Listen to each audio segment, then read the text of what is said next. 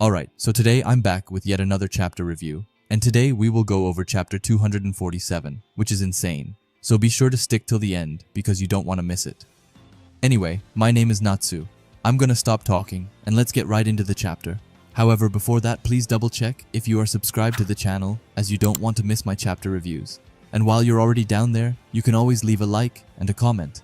And with that out of the way, let's finally get into it. Chapter 247 starts off with Ryo reading some of the comments about him and Nagi. Someone saying Nagi and Ryo are dragging their feet too much and that it's no wonder their salaries are down. A lot of people are calling Nagi a one-hit wonder and even says that his goal must have been a fluke or something. Ryo looks concerned and looks over to Nagi, asking him to talk for a minute.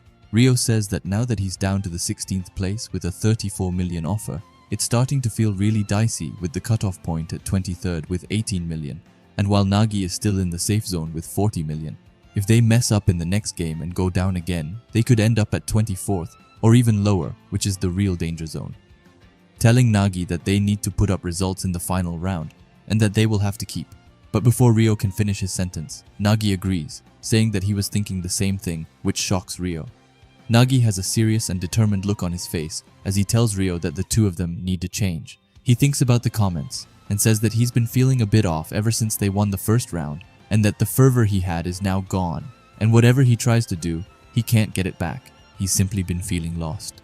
After that, we see a couple of nice comments towards Nagi, with some of them saying that Nagi is back and that they all trust and believe in him. With that, Nagi continues saying that the moment he had didn't wait for him, and that made his nemesis further and further ahead of him.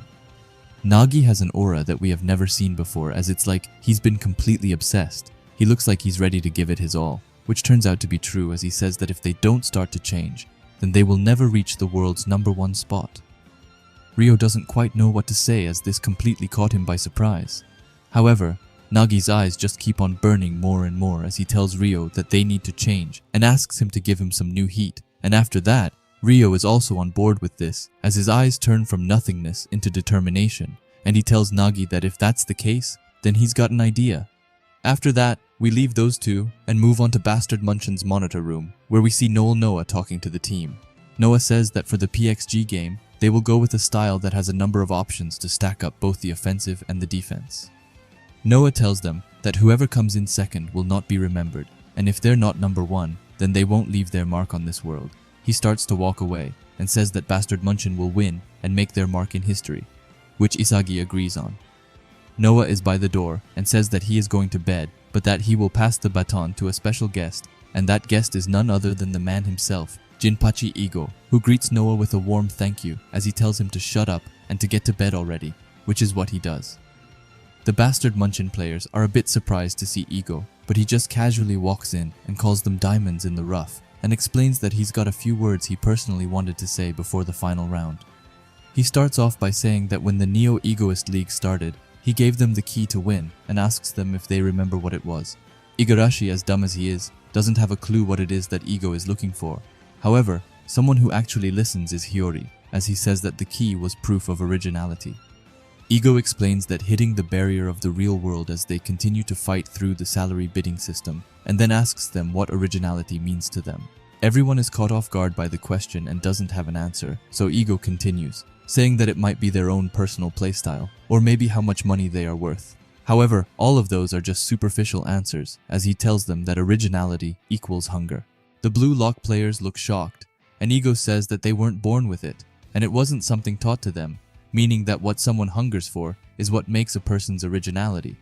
In order for them to win the Neo-Egoist League, they had to rationally commit to a required role, but also continue to follow their own ideals, and voluntarily destroy and recreate themselves countless times over and over again.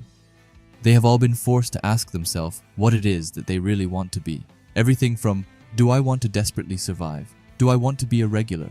Do I want to beat a specific person? And of course, do I want to be the #1 player? Whatever it may be that their hunger has been revealed here, it is now their own originality. We then get this magnificent panel with both Bastard Munchen and PXG playing their game in front of a huge crowd, and Ego saying that the world is waiting for them, and for that, they need to challenge their focus and the radiance of a true footballer, as it is only the ones that keep on fighting through this crazy, continuous frenzy that Ego will call professionals He has a hungry and almost sinister look on himself as he asks his hungry egoists if they are ready to shine. Anyway, now let's get into the chapter, and let's start with Nagi and Ryo, who have been fluking so hard in these last games. Like the whole internet is on Nagi's tail, calling him a one-hit wonder. But with that said, I'm glad to see that Nagi knows that he needs to change, and not just him but Ryo as well. And it looks like Nagi really is determined to change, as just look at him.